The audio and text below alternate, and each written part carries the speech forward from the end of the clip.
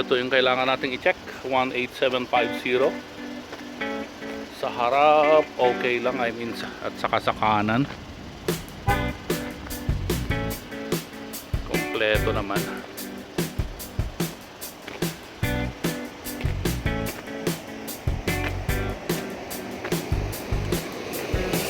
Ito na. Dito yung may problema. May konti lang, so hindi ka anong kalatang, pero dikit na yung ano,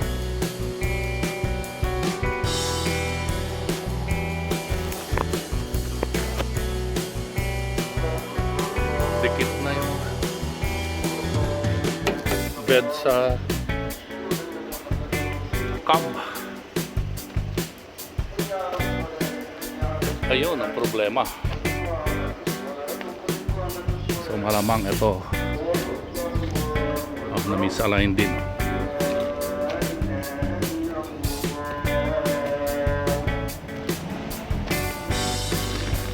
Oh, medyo malakas. Yuping-yupi yung bedside panel, yung takalodo sa likod. Napunit pa yung stainless. Ba malakas? Malakas yung pagkakabanggaan nito. May naatrasan dito. Oh, bumakat pa dito. Ito kasama to.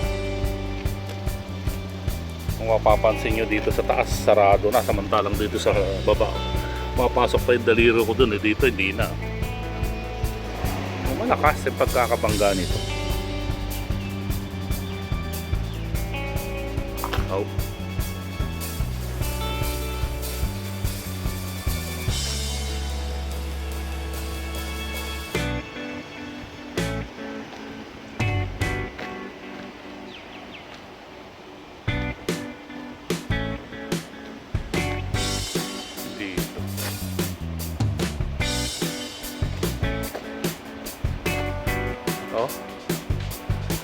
Hindi mo na makita yung cabin doon.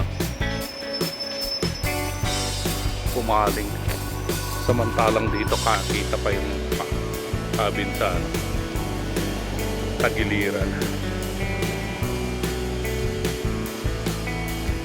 Back to base tayo mga parts. Process natin yung mga dokumento nito. Good morning mga parts! Good morning mga parts! It's Saturday morning. A day after nung malakas na ulan. Medyo marami pang tubig dito sa parking area namin. Pero marami tayong dapat gawin ngayon na dapat palabasin. Lalo't kailangan ng mga sasakyan na to. So tara, samahan nyo ako mga parts. First car of the day. Ito yung may bangga sa kita nyo may mga tubig pa talaga. Driveway niya, parking area. Sa dulo meron din.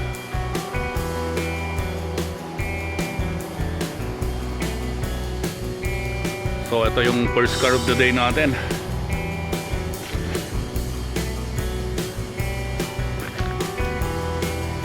Gumagana naman lahat ng mga ilaw. Yung bumper naka-align din.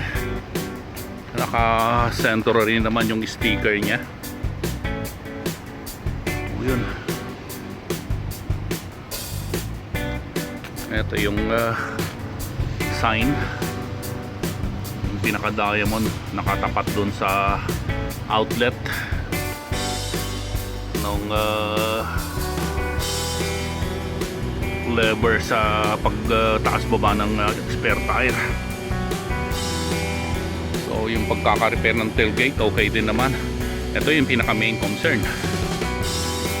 Yuping-yupi dati ito.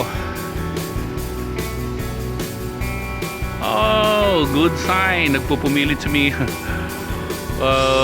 sumikat yung haring araw, oh. Oh, di ba? Although maulap pa din, may sikat na yung haring araw. Yun. So, oh, ganda rin naman ang pagkaka-repair. Tapos yung mga sticker niya kompleto rin naman, bagong bago. Check natin tong diesel outlet. Yeah, okay.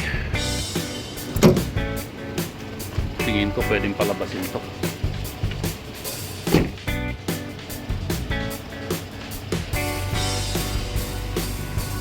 Ikutan na lang natin, baka may mga aberya sa harap.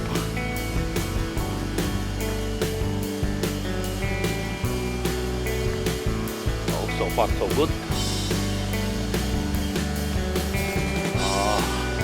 Tingin ko pwedeng palabasin to.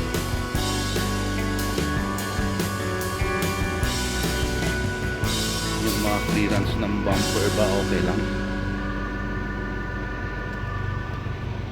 Yung mga pads okay din naman, yung mga clearance nya. Walang mga nakausli or whatever. Okay din naman yung clearance. So tingin ko pwedeng palabasin to mga parts.